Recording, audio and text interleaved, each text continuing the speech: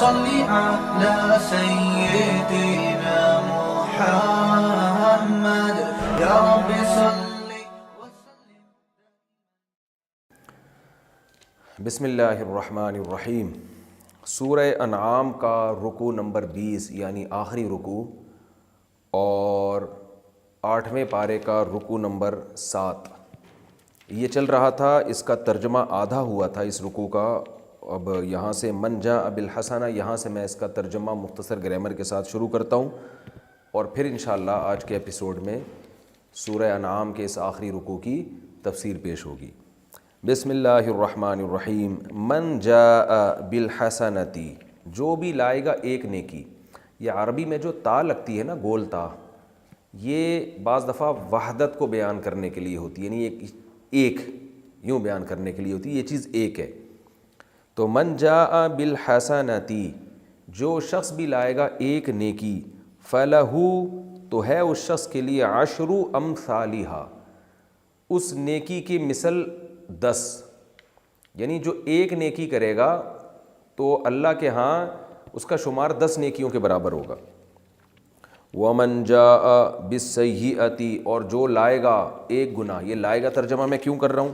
جاء کا معنی ہوتا ہے آنا اور ذہب کا معنی ہوتا ہے جانا. لیکن جاء کے بعد جب با آ جائے تو اس کا معنی آنے کے بجائے بن جاتا ہے لانا اور ذہب کے بعد جب با آ جائے تو اس کا معنی ہوتا ہے لے جانا یعنی جانا کے بجائے لے جانا.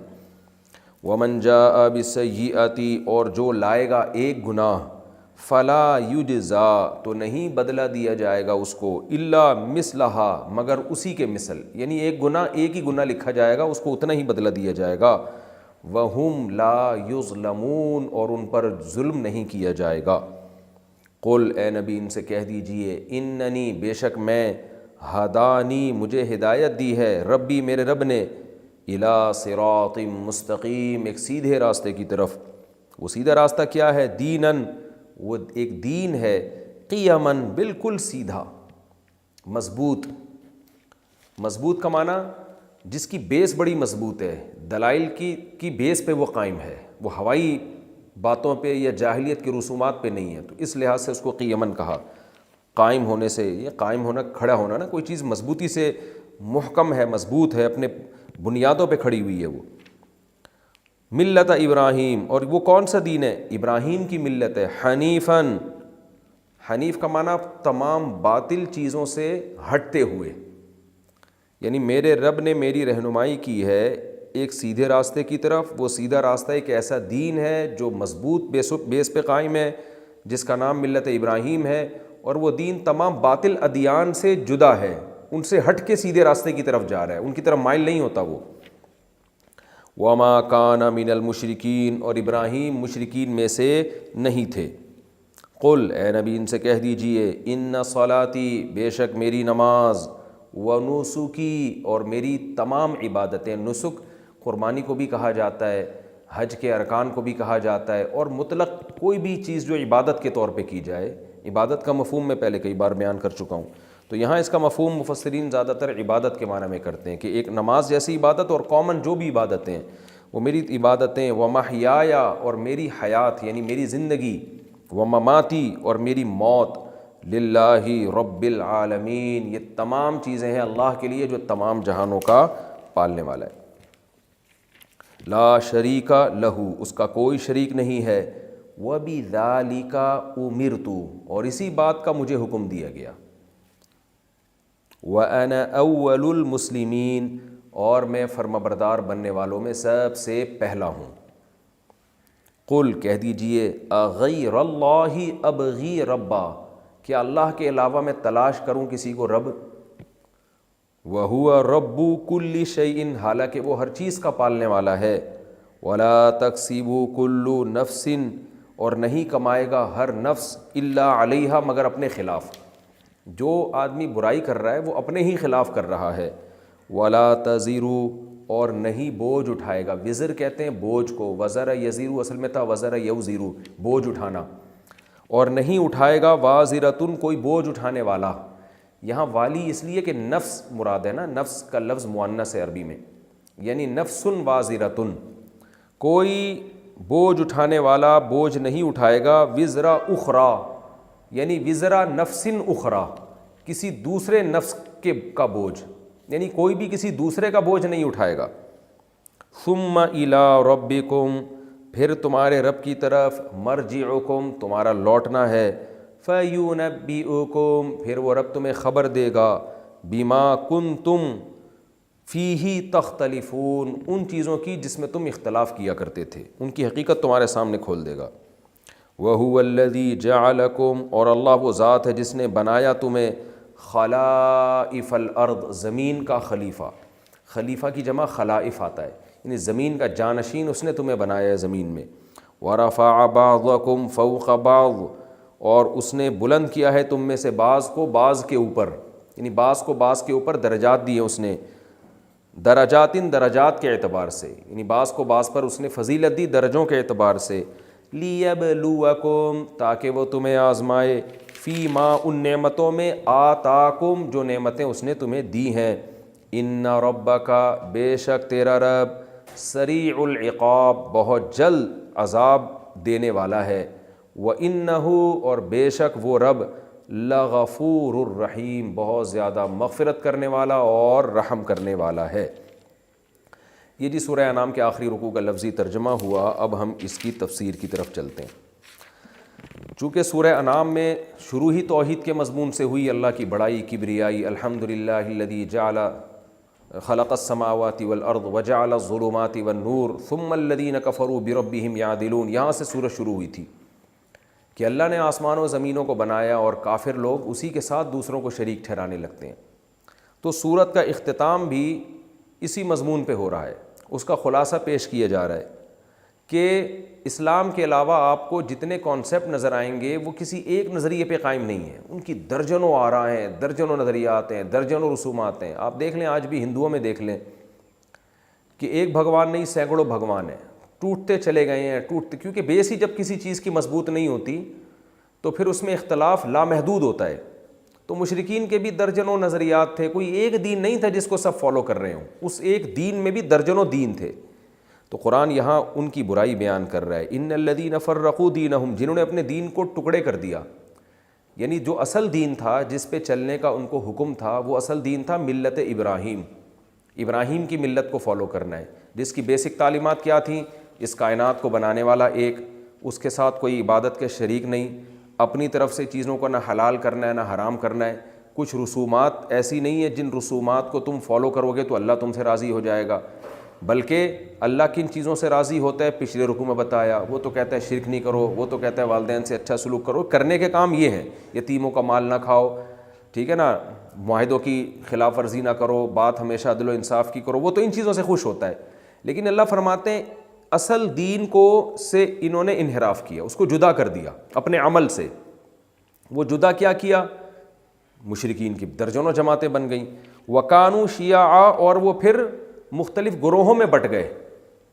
مختلف گروہ یہی ہیں جو کہ آپ دیکھ لیں کہ جتنے مشرکین ہیں ان کی درجنوں آراء ہیں، بھگوانوں کی درجنوں قسمیں ہیں، رسومات کی درجنوں قسمیں ہیں. تو اے نبی لست منہم فی شیء، آپ ان میں سے کسی بھی چیز میں نہیں ہیں. یہ محاورہ استعمال ہوتا ہے کہ آپ کا ان سے کوئی تعلق نہیں، آپ ان سے برات کا اعلان کر دیں کہ میں ایک ہی دین کو فالو کروں گا جو آدم کے زمانے سے لے کے اب تک چلتا ہوا آ رہا ہے، وہ دین ابراہیم ہے، وہ آدم کا دین، وہ نوح علیہ السلام کا دین، وہ اسماعیل، اسحاق، یعقوب علیہ السلام کا دین، وہ توحید کا دین ہے. اور اس کی بیسک تعلیمات وہ ہیں جو فطرت کو اپیل کرتی ہیں. ہاں ٹھیک ہے، جزیات میں اختلاف ہے، لیکن وہ تو زمانے کے لحاظ سے اللہ نے کچھ احکام تبدیل کر دیے. کسی کو 3 نمازیں دیں، کسی کو 5 نمازیں دیں، کسی کا روزے کا 24 گھنٹے کا روزہ تھا، کسی کو 18 گھنٹے کا روزہ دے دیا. وہ جزیات تو چینج ہو سکتی ہیں، لیکن بیسک سب کی ایک ہی ہے کہ خدا کو راضی کرنا ہے اور اپنی زمانے کی رسومات کو بیس نہیں بنانا، اس کی بیس دلیل اور عقل ہونی چاہیے. انما امرهم الی اللہ، تو ان کا معاملہ اللہ کے سپرد ہے، اللہ ان سے پوچھے گا. ثم ینبئهم بما كانوا يفعلون، جو کچھ یہ کیا کرتے تھے اللہ پھر ان کو اس بات کی خبر دے گا کہ تم نے دین برحق سے کیسے انحراف کر کے درجنوں ٹکڑوں میں تم بٹ گئے. جیسے قرآن کی بہت سی آیتوں کا آج کے فرقہ پرستوں نے حشر نشر کیا ہے نا، لیبل یہ لگایا کہ ہم امت کو جوڑ رہے ہیں، لیکن جوڑنے کے نام پہ امت کو توڑنا شروع کر دیا. اور قرآن کی وہ آیتیں جو جوڑ کے لیے تھیں انہی آیتوں کو توڑ کا ذریعہ بنا لیا. تو اس آیت کا بھی آج کے فرقہ پرستوں نے یہی حشر کیا ہے. آپ نے جگہ جگہ بینر لگے دیکھے ہوں گے, ہم تو بچپن میں بہت دیکھتے تھے کہ ایک نیا فرقہ آیا تھا, میں نام نہیں لیتا, اس درس کو میں نہیں ان چیزوں سے آلودہ کرنا چاہتا. فرقے ابھی بھی ہیں, بہت سارے ہیں. وہ کیا لیبل لگاتے ہیں کہ یہ مسلمانوں میں جو 4 مسلک بن گئے, حنفی, شافعی, مالکی, حنبلی, سب کے جدا جدا امام ہیں, تو ہمارا امام تو اصل میں ایک محمد صلی اللہ علیہ وسلم ہے. تو یہ وہ آیت ان پر چسپاں کرتے ہیں کہ انہوں نے اپنے دین کو ٹکڑے ٹکڑے کر لیا اور کیا ہے کہ مختلف گروہوں میں بٹ گئے ہیں. تو پھر اس سے یہ حنفی, شافعی اور یہ سارے مسئلے نکال کے انہوں نے کہا ایک امام ہونا چاہیے, اور وہ ہے ہمارا امام, اور ایک ہماری جماعت ہے جس کا نام مسلم ہے, اور ایک جماعت کو اور ایک امام کو فالو کرو, اور ہمارا امام صرف محمد صلی اللہ علیہ وسلم ہے. تو یہ بھی وہی تحریف ہے قرآن کی جو یہودی کیا کرتے تھے, یحرفون الکلمہ عن مواضعہ, کہ کلام کو اس کے اصل مفہوم سے ہٹا کے اپنے مطلب کا مفہوم پہنا دیا کرتے تھے اس کو. ان لوگوں نے کیا کیا, اس بیس پہ نا کہ یہ 4 فرقے بنے ہوئے ہیں امت میں, حنفی, مالکی, شافعی, حنبلی, تو یہ دیکھو ان الذین فرقوا دینہم, انہوں نے دین کو ٹکڑے کر دیا ہے, دین تو ایک ہی ہے. اس کے نتیجے میں انہوں نے 5واں فرقہ ایجاد کر لیا, اور پھر کسی نے 6ٹھا ایجاد کر لیا. تو امت متحد تو نہ ہوئی نا, امت کو تو آپ نے 6ٹھے, 7ویں, 8ویں, 10ویں اور پتہ نہیں درجنوں فرقے قرآن و حدیث کے نام پہ اس آیت کی بیس پہ بن چکے ہیں. تو میں نے جو اس کی تفسیر کی ہے اس میں آپ سمجھ گئے ہوگے اس سے مراد کیا ہے کہ دین کی جو بیس ہے, دین کی جو اصل تعلیمات ہیں, ان اصل تعلیمات سے جو انحراف کرے گا وہ اس آیت کا مصداق ہوگا. فروعی مسائل میں اختلاف اس آیت میں داخل نہیں ہے کیونکہ وہ تو صحابہ کرام میں موجود تھا. تو فروعی مسائل کی بیس پر آپ کسی مجتہد کو, کسی مفتی کو, کسی محدث کو, کسی فقیہ کو فالو کرتے ہیں تو اس کو مجازاً امام کہا جاتا ہے. اصل امام تو رسول اللہ صلی اللہ علیہ وسلم ہی ہے. جیسے ہم حدیث میں امام بخاری کو امام کہتے ہیں, تو ایسے ہی فقہ میں امام ابو حنیفہ کو امام کہتے ہیں, کوئی امام شافعی کو امام کہتے ہیں. تو اس کا یہ مطلب نہیں ہے کہ آپ نبی صلی اللہ علیہ وسلم کو امامت سے خارج کرنے. اصل امام تو وہ نبی صلی اللہ علیہ وسلم ہی ہیں. آپ کی احادیث کی تشریحات میں اگر اختلاف ہوگا تو کوئی ایک امام کی رائے کو فالو کر رہا ہے اس تشریح میں, کوئی دوسرے امام کی رائے کو فالو کر رہا ہے, تو اس فالو کرنے کو فرقواریت نہیں کہتے. یہ تو قرآن و سنت سے ثابت ہے. یہ تو صحابہ کے دور میں بھی ہوا ہے. کسی نے ایک کی رائے کو فالو کیا. اہل مکہ عبداللہ بن عباس کی رائے کو فالو کیا کرتے تھے صحابہ کے دور میں. کوفہ والے عبداللہ بن مسعود کی رائے کو فالو کیا کرتے تھے, گویا انہوں نے عبداللہ بن مسعود کو امام بنایا ہوا تھا اپنا. تو یہ تو اس دور میں بہت تھا, یہ تو آج بھی ہے اور یہ ہمیشہ رہے گا. اسی بیس پر پھر رائے میں اختلاف ہوا. کسی نے کہا رفع الیدین کرو, کسی نے کہا نہیں کرو, کسی نے کہا امام کے پیچھے فاتحہ پڑھو, کسی نے کہا نہیں پڑھو. ان سب کا بیسک مقصد اللہ کو راضی کرنا. جس کے پاس جو حدیث پہنچی اور جو اس کی سمجھ میں آیا اس نے اس پہ فتویٰ دیا. تو یہ جو اس بیس پہ جو اختلاف ہے یہ قطعاً اس فرقواریت میں داخل نہیں ہے جس سے قرآن منع کر رہا ہے, جس سے حدیث منع کر رہی ہے. اس میں وہ اہل بدعت مراد ہیں جو اہل سنت والجماعت سے خارج ہیں, جنہوں نے اسلام کی بیسک تعلیمات بیس کو ہی چینج کر دیا. جنہوں نے, جیسے آج بہت سے اہل بدعت ایسے ملیں گے جن میں امامت کا یہ عقیدہ ہے. امام کا ان کی نظر میں امام جو ہے نا, جس کو وہ امام مانتے ہیں, وہ امام قرآن و حدیث کے خلاف بھی بات کر سکتا ہے. کہتے ہیں وہ اگر قرآن و حدیث کے خلاف بھی جائے گا تو بھی ہم نے اس کو فالو کرنا ہے, حالانکہ یہ اسلام میں نہیں ہے. تو اس طرح بدعت, جنہوں نے تقدیر کا انکار کیا اہل بدعت میں, جنہوں نے اللہ کی رؤیت کا انکار کر دیا کہ اللہ کو دیکھنا ممکن ہی نہیں ہے آخرت میں بھی, بہت ساری احادیث کا انکار کر دیا.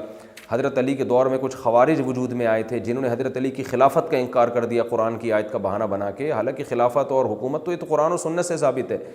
تو اس طرح کے وہ فرقے جنہوں نے دین کی بنیادیں ہلا دی ہیں وہ یقیناً اس میں داخل ہیں. سب سے پہلے تو اس میں مشرکین مکہ داخل ہیں جنہوں نے حضرت ابراہیم کے دین میں تحریفات کرتے کرتے درجنوں نئے دین بنا لیے.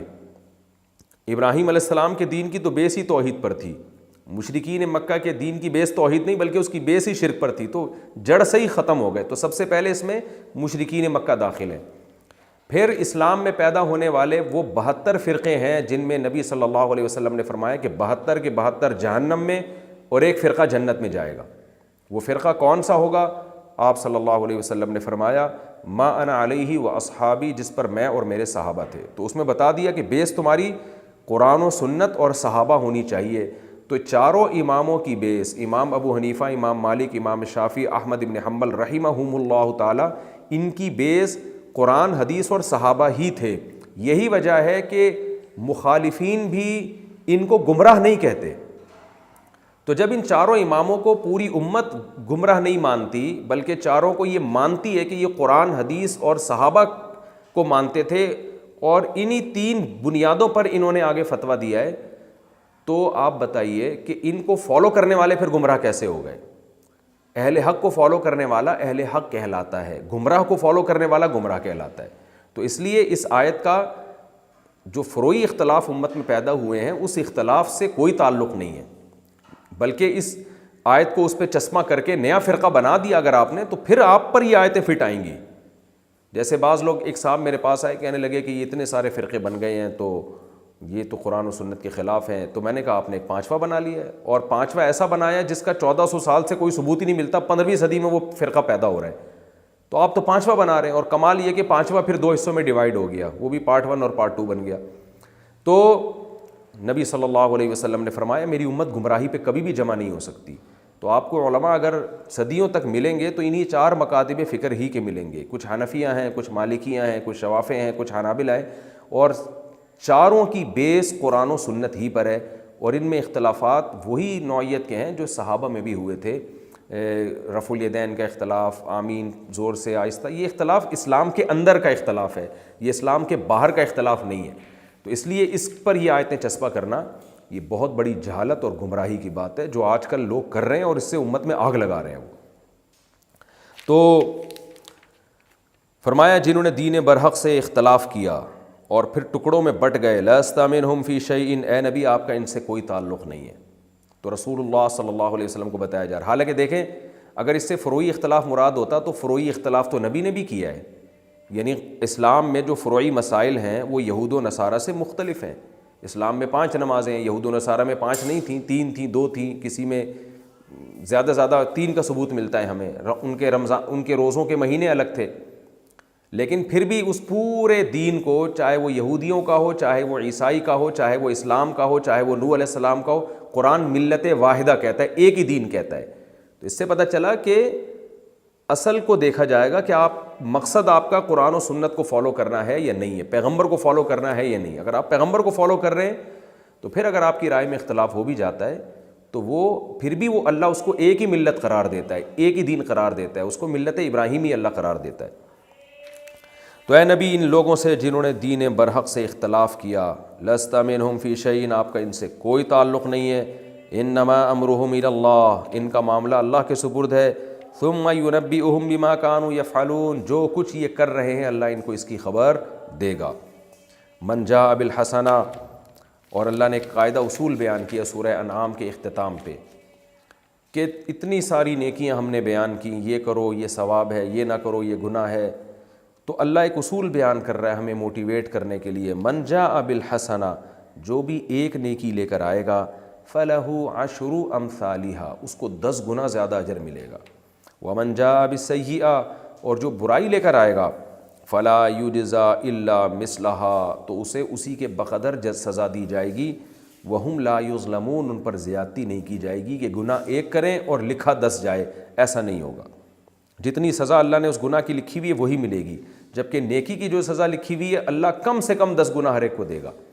احادیث میں آتا ہے کہ یہ تو کم سے کم ہے، بعض دفعہ اللہ اس کا اجر اور زیادہ بڑھا دیتے ہیں. رمضان میں اجر بڑھ جاتا ہے، جمعے کے دن اجر بڑھ جاتا ہے، رات کے آخری حصے میں اجر بڑھ جاتا ہے، آپ کے اخلاص کی وجہ سے وزن بڑھ جاتا ہے. یہ بہت سارے طریقے اور بھی ہیں جن سے نیکی کا میں اضافہ ہوتا رہتا ہے. قل اننی ہدانی ربی، کیونکہ سورہ انعام میں توحید بہت زیادہ بیان ہوئی ہے تو اللہ تعالیٰ رسول اللہ صلی اللہ علیہ وسلم سے کہہ رہے ہیں کہ آپ اعلان کر دیں کہ میں شرک کے راستے پر نہیں، میری تمام تر توجہات خدا کی طرف ہے. وہ کیا ہے؟ اننی ہدانی ربی، میرے رب نے مجھے ہدایت دے دی ہے. میں جس قوم میں، یہ کیونکہ مکہ میں نازل ہوئی ہے نا سورت، تو چاروں طرف بت پرستی اور مشرکین، چاروں بلکہ پوری دنیا میں. عیسائی بھی شرک کیا کرتے تھے، عیسیٰ علیہ السلام کو اللہ کا بیٹا کہتے تھے. تو جب یہ آیتیں پیش کی جا رہی ہیں تو نبی صلی اللہ علیہ وسلم تنہا تھے، چند لوگ آپ کے ساتھ ایمان لائے تھے. تو اللہ نے حکم دیا کہ آپ پوری دنیا کے سامنے کھڑے ہو کر یہ اعلان کر دیں، اننی ہدانی ربی، بے شک میرا رب مجھے ہدایت دے چکا ہے، الی صراط مستقیم، سیدھے راستے کی طرف. دینن، ایک ایسا دین ہے یہ. قیاماً، جو بڑی مضبوط بیسس پہ قائم ہے. یعنی تمہارے پاس اپنے آپ کو صحیح ثابت کرنے کے لیے اپنے باپ دادا کے ریفرنس کے علاوہ کوئی ریفرنس نہیں ہے. میں جس تعلیم کو لے کر آیا ہوں، جس توحید کو لے کر آیا ہوں، اس کی بیس بڑی مضبوط ہے، محکم ہے، وہ تحریف سے پاک ہے، اور وہ غلط بیانیوں سے پاک ہے، ہر برائی سے پاک ہے. سیدھا دین ہے، ملت ابراہیم، اور وہ ہمارے باپ کا دین ہے، ابراہیم علیہ السلام، جن کو تم بھی مانتے ہو، یہودی بھی مانتے ہیں، عیسائی بھی مانتے ہیں. ایک ایسی شخصیت جن پر ساری دنیا جمع ہے، ان کا دین ہے حنیفہ. اور اس دین کی خاصیت کیا ہے کہ میں جس دین کو فالو کر رہا ہوں اس میں باطل دین کا کوئی آپشن نہیں ہے، بلکہ ان باطل تمام دینوں سے منہ موڑ کر اس سیدھے دین کی طرف. یہ بھی بہت اہم پوائنٹ کی بات ہے، خوب سمجھ لیں. آج کل اتحاد بین المذاہب کا بہت نعرہ لگایا جا رہا ہے کہ تمام مذاہب کو ایک بنایا جائے، تمام تعلیمات کو ایک بنایا جائے. تو اتحاد بین المذاہب کا اگر ہم یہ مفہوم لیتے ہیں کہ دنیا میں جو جس مذہب کو فالو کر رہا ہے کرنے دیا جائے، ایک دوسرے سے لڑیں نہیں، ہوٹنگ نہ کریں، اس حد تک تو اسلام بھی قائل ہے. یہی وجہ ہے کہ اسلامی حکومتوں میں کبھی بھی کسی غیر مسلم کو زبردستی مسلمان بنانے کی کوشش نہیں کی گئی، اور نہ اسے ذلیل اور رسوا کرنے کی کوشش کی گئی ہے اس بیس پہ کہ وہ غیر مسلم ہے. تو اتنے اتحاد کا تو ہم بھی قائل ہیں، قرآن بھی قائل ہے، اسلام بھی قائل ہے. لیکن اتحاد بین المسلم کا یہ مطلب کہ اسلام اور غیر اسلام میں فرق ختم ہونا شروع ہو جائے. مسلمان ہندوؤں کے تہواروں کو انجوائے کرنا شروع کر دیں، مسلمان کرسمس منانا شروع کر دیں، ہندو آپ کی مسجدوں میں آئیں، آپ ان کے مندروں میں جائیں، عیسائی آپ کے ہاں 2-4 نمازیں پڑھ لیا کریں تو آپ اتوار کو ان کے ہاں جا کے بھی چرچ میں کچھ عبادت کر لیا کریں. اس چیز کا اسلام قائل نہیں ہے. کیوں؟ اسلام کہہ رہا ہے حنیفاً، تمام باطل ادیان سے ہٹ کے سیدھے راستے پہ چلنا ہے. ایسا سیدھا راستہ اللہ کو قبول نہیں ہے کہ ادھر بھی چل رہے ہیں تو 2-4 قیام و طعام کے لیے آپ دائیں بائیں بھی مڑتے جا رہے ہیں کہ چلو جی ہم ویسے 5 ٹائم نمازیں تو پڑھتے ہیں، تو چلو آج ہندوؤں کو خوش کرنے کے لیے آج ہم مندر میں جا کے کسی بھگوان کی بھی تھوڑی دیر پوجا کر لیں تو کیا جا رہا ہے، تاکہ وہ دین کے قریب آ جائیں اور آپس میں ایک اتحاد کا ایک مظاہرہ ہو جائے. نا نا نا نا نا. قرآن جس چیز کو غلط کہہ رہا ہے وہ A to Z غلط ہے. آپ کا ایک موقف ہے، آپ اس پر قائم ہیں. آج بہت سے لوگ ہمیں تنگ کرتے ہیں، پوچھتے ہیں کہ ہم بھی کیا کرسمس کیوں نہیں منا سکتے، ہم ان کو سیلیبریٹ کیوں نہیں کر سکتے، ہم ہندوؤں کی ہولی کیوں نہیں منا سکتے. انہی آیتوں کی بیس پر علماء نے کہا ہے کہ کسی قوم کی مذہبی رسومات میں آپ کو شرکت کی اجازت نہیں ہے، کیونکہ مذہب سے آپ نے زبان سے بھی برات کا اعلان کرنا اور اپنے عمل سے بھی برات کا اعلان کرنا ہے. عمل سے بھی. اس کی مثال ایسے ہے جیسے ایک آدمی شراب بیچ کے پیسہ کماتا ہے. اگر آپ سے پوچھا جائے گا کہ اس کی آمدن حلال ہے حرام، آپ زبان سے بھی کہیں گے حرام ہے، لیکن آپ زبان سے تو کہہ رہے ہیں حرام ہے، مگر وہ شراب بیچ کے جو پیسہ کمایا اس سے آپ کو چائے پلا رہا ہے، اس سے آپ کو کھانا کھلا رہا ہے، اور آپ وہ کھانا کھا رہے ہو. تو لوگ پوچھیں گے نا کہ فتویٰ دیتے ہوئے تو یہ حرام ہے، تو کیا یہ نوالا آپ کے لیے حلال ہو گیا؟ اب آپ ایسے موقع پہ یہ جواب دیں کہ جی میں جوڑ پیدا کرنے کے لیے، میں لوگوں کو قریب لانے کے لیے اس کا کھانا کھا رہا ہوں. تو عقل مند آدمی کیا کہے گا کہ بھائی کیا کسی کو دین کے قریب لانے کے لیے، جوڑ پیدا کرنے کے لیے، کیا خنزیر کھانا جائز ہو جائے گا؟ کیا شراب پینا جائز ہو جائے گا؟ تو جیسے شراب پینا حرام ہے، ایسے ہی شراب کی آمدن سے زمزم خرید کے کوئی آپ کو پلا رہا ہے تو وہ بھی اسی طرح حرام ہے. وہ بھی تو حرام پیسوں سے کھلا رہا ہے نا آپ کو. تو جوڑ پیدا کرنے کے لیے شریعت کی باؤنڈری کو کراس کرنے کی آپ کو اجازت نہیں ہے. ایک حد ہے، اس حد تک.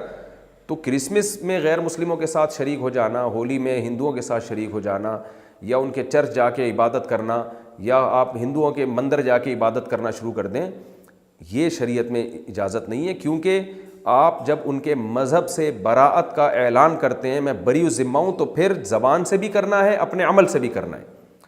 ہاں ویسے آپ ان سے اچھا سلوک کریں، جیسے کہ قرآن میں 28ویں پارے میں اللہ کا حکم ہے، لا ینہاکم اللہ عن الذین لم یقاتلوکم فی الدین ولم یخرجوکم من دیارکم ان تبروہم، کہ جو غیر مسلم تم سے لڑتے نہیں ہیں، تمہیں تمہارے گھروں سے انہوں نے نکالا نہیں، تم پہ ظلم نہیں کر رہے، تو ان سے اچھا سلوک کرو. اس اچھے سلوک سے اللہ منع تمہیں نہیں کرتا.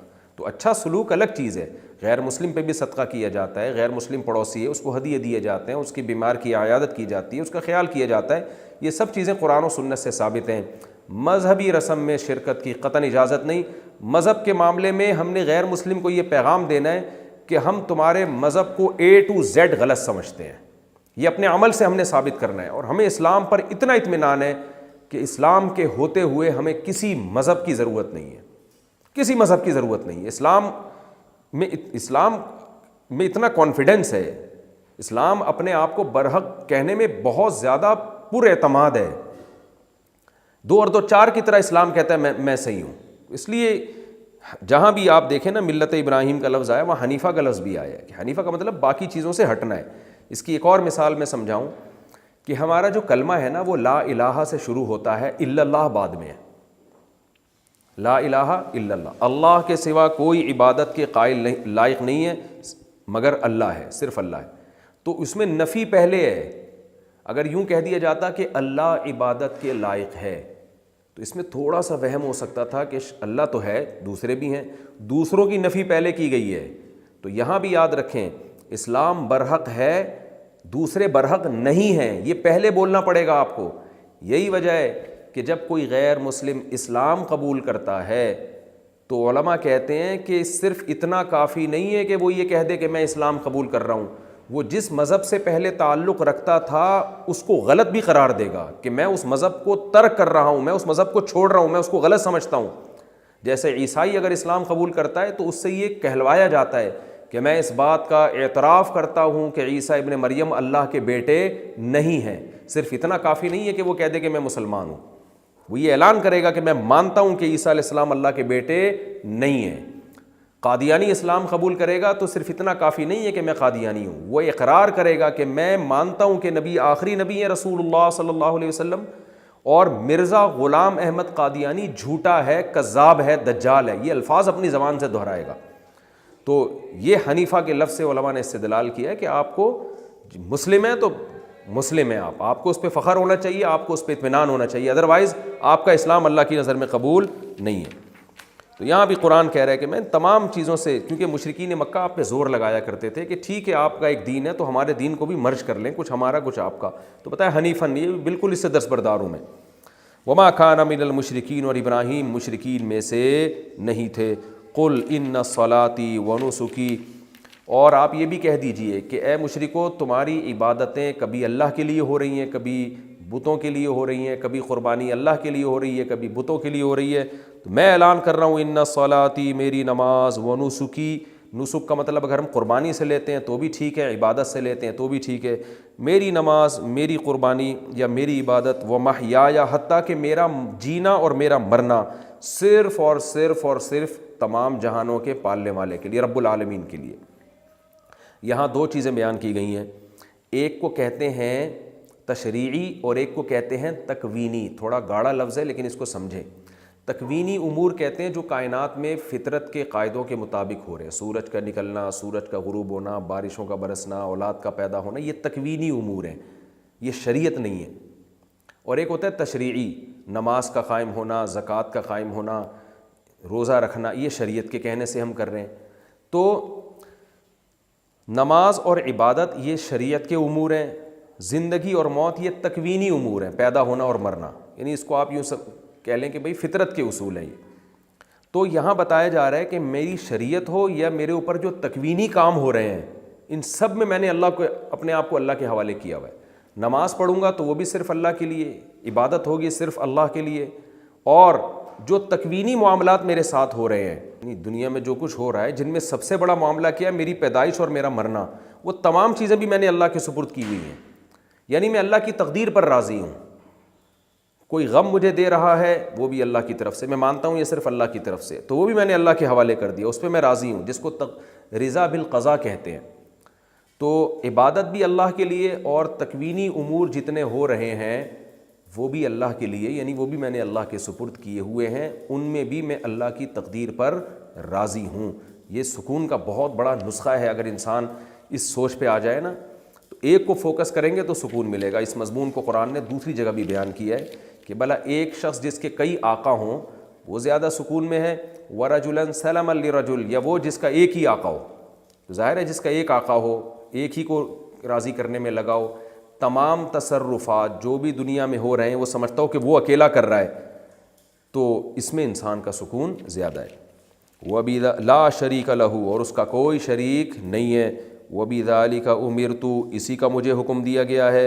وَأَنَا أَوَّلُ الْمُسْلِمِينَ، اور میں فرما بردار بننے والوں میں سب سے پہلا ہوں. کیا مطلب؟ میں جن باتوں کا تمہیں حکم دے رہا ہوں نا، سب سے پہلے میں خود اس پر عمل کر رہا ہوں. ایسا نہیں ہے کہ میں آرڈر کر کے خود کچھ اور کر رہا ہوں. تو جب آپ کوئی دعوت دیتے ہیں، اگر سب سے پہلے اس پر خود عمل کر کے دکھائیں گے تو اس دعوت میں جان پیدا ہو جاتی ہے.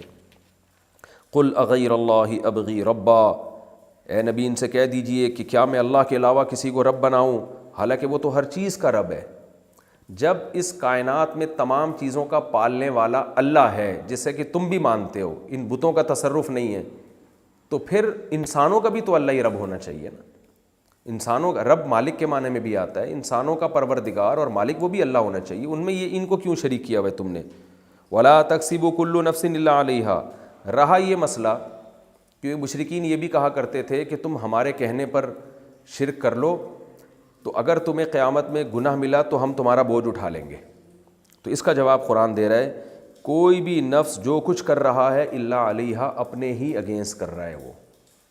اس کا تمہیں خود نقصان ہوگا، دوسرا بوجھ نہیں اٹھائے گا تمہارا. ولا تزر وازرۃ وزر اخرى، کوئی دوسرا کسی دوسرے کا بوجھ نہیں اٹھائے گا. ثم الی ربکم مرجعکم، پھر تمہیں تمہارے رب کی طرف لوٹ کر جانا ہے.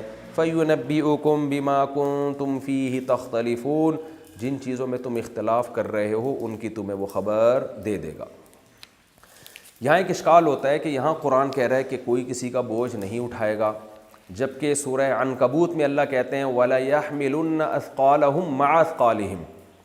یہ جو مشرکین مسلمانوں کو کہتے ہیں نا کہ ہمارے کہنے پر شرک کر لو تو ہم تمہارا بوجھ اٹھا لیں گے، تو اللہ فرماتے ہیں ایسا نہیں ہے، بلکہ یہ مسلمانوں کے بوجھ کے ساتھ اپنا بوجھ بھی اٹھائیں گے. ڈبل مجرم ہوں گے، ایک اپنے شرک کا، ایک دوسروں کو شرک کروانے کا. تو وہاں تو قرآن کہہ رہا ہے کہ آپ دوسرے کا بوجھ اٹھائیں گے. جیسے کہ حدیث میں آتا ہے جس نے کسی کو برائی کی دعوت دی، تو جو آدمی برا کام کرے گا برائی کی دعوت دینے والا بھی اس برائی کا بوجھ اٹھائے گا. یہاں قرآن کہہ رہا ہے کوئی کسی کا بوجھ نہیں اٹھائے گا.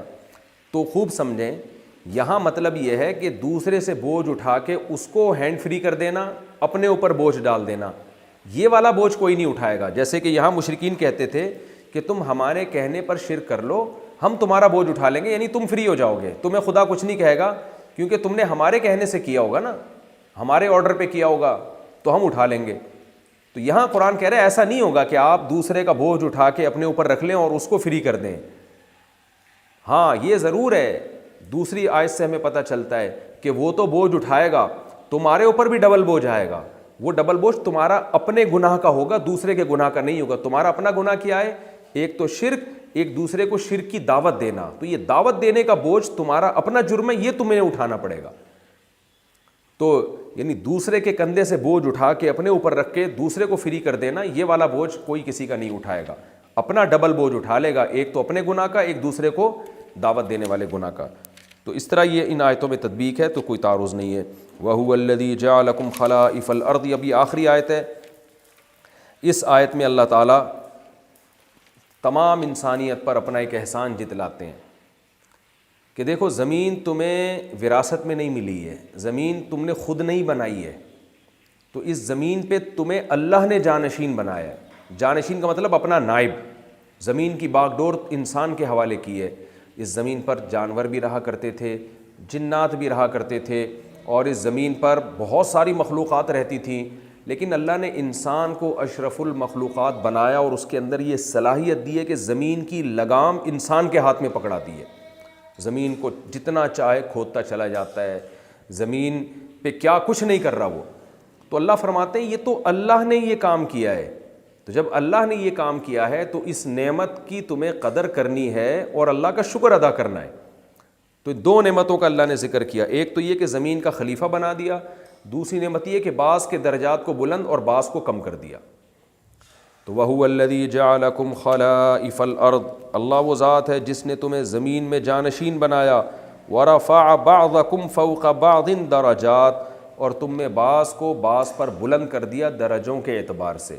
یہ درجے دینی اعتبار سے بھی ہو سکتے ہیں، دنیاوی اعتبار سے بھی۔ دینی اعتبار سے درجے کیا بلند کیے؟ کسی کو اللہ نے پیغمبر بنا دیا، کسی کو صحابی بنا دیا۔ اب یہ چیزیں خدا کی طرف سے ہیں، اس میں ہمارے ارادے کا دخل نہیں ہے۔ اللہ اپنی مرضی سے جن کو چاہے پیغمبر بناتا ہے۔ حضرت ابو بکر صدیق کو نبی کی صحبت نصیب کر کے ان کو ابو بکر بنا دیا۔ اب کوئی کہے میں تو نبی کے دور میں تھا ہی نہیں، تو میں تو صحبت ہی نہیں اٹھا سکا، تو میں تو صحابی کے مقام تک ہی نہیں پہنچ سکتا۔ تو بھئی یہ اللہ کی طرف سے، یہ گاڈ گفٹڈ ہے۔ تو یہ روحانی لحاظ سے اللہ نے مرتبے رکھے ہیں۔ پھر اللہ تعالیٰ نے دنیاوی لحاظ سے بھی مرتبے میں فرق کر دیا، کسی کو مرد بنایا، کسی کو عورت بنایا، یہ بھی اللہ کی طرف سے۔ پھر کسی کو صحت مند بنایا، کسی کو کمزور بنایا، کسی کو خوبصورت بنایا، کسی کو بدصورت بنایا، کسی کو مالدار بنایا، کسی کو غریب بنایا، کسی کو آفیسر بنا دیا، کسی کو اس کا ماتحت بنا دیا۔ تو یہ بھی اللہ کا احسان ہے، کیونکہ دنیا کے نظام کو چلانے کے لیے یہ ضروری تھا۔ تو یہ بھی اللہ کی بہت بڑی نعمت ہے۔ سب کو ایک جیسا بنا دیتا تو یہ نظام تباہ و برباد ہو جاتا، انسان ہی عذاب میں آ جاتے۔ تو اللہ نے ہمارے مختلف درجات بنا دیے۔ لِيَبْلُوَكُمْ فِي مَا آتَاكُمْ، یہ دو نعمتیں اللہ نے اس لیے کی ہیں، زمین کی باغ ڈور ہمارے حوالے کی اور ہمارے درجات میں فرق کر دیا، تاکہ اللہ ہمیں آزمائے فی ما آتاکم، ان نعمتوں میں جو اس نے تمہیں دی ہے۔ آپ کہہ سکتے ہیں درجہ بلند کرنا یا زمین کا خلیفہ بنانا تو نعمت ہے، درجہ کم دینا کیسے نعمت ہے؟ دیکھیں درجہ کم دینا اس لحاظ سے نعمت ہے کہ اس سے زمین کا نظام برقرار ہے، اور دوسری بات یہ کہ آزمائش اس میں بھی ہے۔ جو کچھ اللہ ہمیں دے رہا ہے اس میں آزمائش ہے۔ کسی کو اللہ نے چھوٹا مقام دے دیا، بدصورت بنا دیا، غریب بنا دیا، تو آزمائش تو اس میں بھی ہے، اس کی آزمائش تو اس میں بھی بنتی ہے اس کی، کہ وہ اس پہ صبر سے کام لیتا ہے کہ نہیں لیتا، اللہ کی تقدیر پہ راضی ہوتا ہے کہ نہیں ہوتا۔ تو لِيَبْلُوَكُمْ فِي مَا آتَاكُمْ، ان تمام باتوں کا مقصد یہ تھا کہ اللہ تمہیں ان چیزوں میں آزمائے۔ إِنَّ رَبَّكَ سَرِيعُ الْعِقَابِ، خوب سمجھ لو کہ تیرا رب بہت جلدی عذاب دینے والا ہے۔ سریع کا معنی جلدی اور عقاب کا معنی عذاب، بہت جلد وہ عذاب دینے والا ہے۔ لیکن اگر تم توبہ کر لیتے ہو، برائیوں سے باز آ جاتے ہو، وَإِنَّهُ لَغَفُورٌ الرَّحِيمٌ، تو وہ بہت زیادہ معاف کرنے والا اور اپنے بندوں پر رحم کرنے والا بھی ہے۔ تو اللہ نے اپنی ان تین باتوں کے ساتھ اس صورت کو ختم کیا۔ ایک تو یہ کہ اس زمین میں تمہارا مقصد آزمائش ہے، کیونکہ جب انسان یہ سمجھتا ہے کہ میں آزمائش کے لیے نہیں ہوں تو منمانی زندگی گزارتا ہے، جیسا کہ آج کل لوگ گزار رہے ہیں۔ تو سورت کے اختتام میں اللہ نے بتایا کہ آزمانے کے لیے تمہیں پیدا کیا ہے، اور آزمائش کے بعد سزا بھی ہوگی، اور اگر آزمائش میں پورا اترتے ہو تو مغفرت اور رحم بھی ہوگا۔ تو اپنی ان دو صفات کے ساتھ اللہ نے سورت کو ختم کیا کہ یہ نہ سمجھو کہ اللہ سورہ انعام نازل کر کے غافل ہو گیا ہے۔ ان ربک لسریع العقاب، بہت جلد وہ عذاب دینے والا ہے، موت کے بعد ہی برزخ میں عذاب شروع ہو جاتا ہے۔ وَإِنَّهُ لَغَفُورٌ الرَّحِيمٌ، لیکن مایوس ہونے کی بھی ضرورت نہیں ہے، اللہ دھمکیاں نہیں دے رہا تمہیں۔ اگر تم اللہ کی طرف آ جاتے ہو تو مغفرت کرنے والا بھی ہے، جو کچھ ہو چکا سب معاف کر دے گا۔ رحیم صرف معاف نہیں کرے گا بلکہ اضافی بھی دے گا، رحم بھی کرے گا تمہارے اوپر۔ یہ ہماری الحمدللہ سورہ انعام اختتام تک پہنچی ہے، اور یہ رکوع بھی بہت اہم ہے۔ وقت ہمارا ابھی تھوڑا سا باقی ہے، لیکن میں سمجھتا ہوں کہ اب ہم اگلی صورت اگلے ایپیسوڈ میں شروع کریں تو زیادہ اچھا ہے۔ تو انشاءاللہ اب ہم اگلے ایپیسوڈ میں اس کا تھوڑا سا میں پہلے خلاصہ پیش کر دوں۔ اس میں اللہ نے بتایا کہ دین برحق ایک ہی دین ہے جس کو تم سب نے فالو کرنا ہے، اور وہ ہے اسلام۔ اور اس میں جو اصولی اختلاف کر کے لوگوں نے فرقے بنا لیے، کتاب السنت کو حجت ہی نہیں سمجھتے، تو بدعتوں کی بنیادیں رکھ لیں۔ تو اچھا، ایک اہم پوائنٹ کی بات جو اس وقت رہ گئی تھی ابھی میں پیش کر دوں۔ یہ جو حدیث میں آتا ہے نا کہ 73 فرقے ہوں گے جن میں 72 جہنم میں اور ایک جنتی، تو ان 73 میں نبی صلی اللہ علیہ وسلم نے کیا فرمایا؟ جو میرے اور میرے صحابہ کے راستے پر ہوگا۔ تو یہاں بھی علماء نے لکھا ہے کہ اب اس میں بحث ہوئی ہے کہ وہ 72 کیا ہمیشہ جہنم میں رہیں گے یا ایک دن جہنم سے نکل آئیں گے؟ تو راجح قول کے مطابق یہ 72 چونکہ ہوں گے اسلام کے اندر ہی، تو اور یہ عقیدہ توحید یا اسلام کی انہوں نے بدعتیں تو بہت ساری ایجاد کر لی ہوں گی، یعنی دو رائے ہیں اس میں۔ بعض تو کہتے ہیں کہ یہ وہ ہوں گے جو اسلام کا لیبل لگاتے ہوں گے لیکن ہوں گے اسلام سے خارج، جیسے قادیانی فرقہ ہے، تو لہذا یہ ہمیشہ جہنم میں جلیں گے۔ اور بعض نے یہ کہا کہ نہیں، یہ اسلام کے اندر کے فرقے ہیں، تو اس میں وہ فرقے داخل نہیں ہیں جو اتنا انحراف کریں کہ اسلام سے ہی نکل جائے، بلکہ جو قرآن و سنت کو حجت ہی نہیں مانتے تھے لیکن عقیدے میں بہرحال اسلام کو فالو کرتے تھے، جیسے بدعتی لوگ ہیں یا اس ٹائپ کے جو لوگ ہیں جنہوں نے اسلام میں نئی نئی چیزیں ایجاد کر لیں، بدعتیں، ہر بدعت کے پیچھے قرآن و سنت کا لیبل لگا ہوتا ہے اور بدعتوں میں انحراف کرتے کرتے کہاں کہاں چلے گئے ہیں وہ، تو ایسے فرقے مراد ہیں، ایسے 72 فرقے پیدا ہوں گے، لہذا ان کے مطابق بھی اس میں قادیانی داخل نہیں ہوں گے کیونکہ وہ تو اسلام سے بالکل ہی خارج ہیں، تو ان کے مطابق یہ جو 72 جہنمی ہوں گے پھر یہ ہمیشہ جہنم میں نہیں رہیں گے۔ وجہ اس کی یہ کہ اسلام کے جو توحید ہے اور عقیدہ رسالت ہے یا عقیدہ تقدیر ان کو مانتے تھے، انہوں نے عملی لحاظ سے بہت ساری بدعتیں ایجاد کر لی تھی، تو بدعتی لوگ اس میں داخل ہوں گے تو وہ ایک دن جہنم سے نکل آئیں گے پھر۔ تو یہ دونوں رائے اس میں بیان کی گئی ہیں، چونکہ ان الذین فرقوا دینہم میں یہ بھی اس کا مفہوم میں بہرحال یہ بھی داخل ہے، اس لیے میں نے اس کو بیان کر دیا۔ اللہ تعالیٰ سے دعا ہے کہ سورہ انعام میں ہم نے جو کچھ پڑھا سنا، اللہ ہمیں عمل کی توفیق عطا فرمائے اور عقیدہ توحید میں اللہ ہمیں مضبوطی دکھانے کی توفیق عطا فرمائے۔ آپ نے دیکھا سورہ انعام میں اللہ نے اپنی کبریائی بیان کی ہے، اور اس کا خلاصہ اس آیت میں اللہ نے بیان کیا، ان صلاتی و نسکی و محیای و مماتی للہ رب العالمین۔ یہ آیت بار بار پڑھا کریں، اس میں بڑا مزہ آتا ہے۔ میری نماز، میری قربانی، میرا جینا مرنا سب اللہ کے لیے، اس کا کوئی شریک نہیں ہے۔ یہ بار بار یہ پڑھا کریں، اس سے بڑا سکون ملتا ہے۔ میرا تجربہ ہے، نماز پڑھے، اللہ میری نماز، میرا روزہ سب تیرے لیے ہے، تیرے علاوہ ہم کسی کو معبود نہیں مانتے، ہم کسی کو ایسا اتنا پروٹوکول نہیں دیتے کہ اس کے لیے عبادت شروع کر دیں، تو جینا مرنا اور ہر کچھ سب کچھ تیرے لیے، تو اس سے بڑا سکون ملتا ہے، اس آیت کا ورد کرنے سے بڑا سکون ملتا ہے۔ تو یہ خلاصے کے طور پہ اللہ نے بیان کی ہے۔ اللہ ہمیں سمجھنے کی، عمل کی توفیق عطا فرمائے۔ اگلے ایپیسوڈ میں انشاءاللہ میں 8ویں پارے کا رکوع نمبر 8 پیش کروں گا، اور سورہ اعراف کا پہلا رکوع انشاءاللہ آپ کے سامنے پیش ہوگا۔ اللہ تعالی ہم سب کو سمجھنے کی، عمل کرنے کی توفیق عطا فرمائے۔ وما علینا الا البلاغ۔